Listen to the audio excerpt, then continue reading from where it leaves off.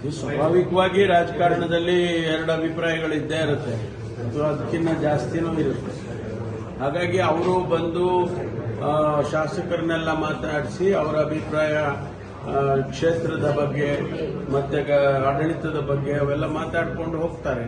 ಅಲ್ಲೇನಾದರೂ ಅವರ ಅನಿಸಿಕೆಗಳನ್ನು ಕೂಡ ತಿಳ್ಕೊಂಡು ಆನಂತರ ಮುಖ್ಯಮಂತ್ರಿಗಳ ಹತ್ರ ಚರ್ಚೆ ಮಾಡ್ತಾರೆ.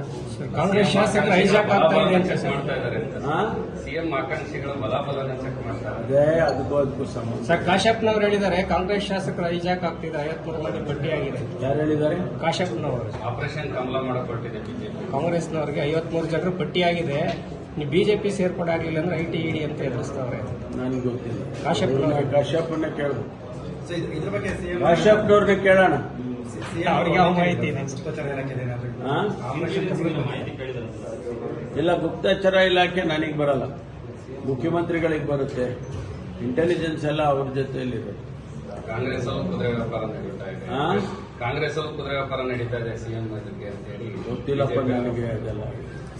ಆ ರೀತಿ ಯಾವುದು ನೋಡ್ರಿ, ಸುಮ್ಮನೆ ಹೇಳಿಕೆಗಳು ಬರ್ತಾ ಇದೆ, ಆದ್ರೆ ಆ ರೀತಿ ನಮ್ಮಲ್ಲಿ ಯಾವುದು ಕೂಡ ನಡೆಯಲ್ಲ. ಪೊಲೀಸ್ ಇಲಾಖೆಯಲ್ಲಿ 3 ಬಾಡಿ ಕೆಲಸಕ್ಕೆ ಅಪ್ಲೈ ಆಗುತ್ತೆ ಯಾವಾಗ?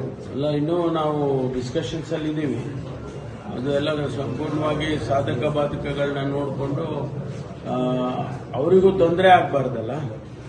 ಯಾರು ಕೆಲಸ ಮಾಡ್ತಾರೆ ಅವರಿಗೂ ತೊಂದರೆ ಆಗಬಾರ್ದು. ನಾವು ಅದನ್ನ ಪರಿಶೀಲನೆ ಮಾಡಿ ಆಮೇಲೆ ನಾವು ಮಾಡೋದಕ್ಕೆ ಹೋಗ್ತೀವಿ.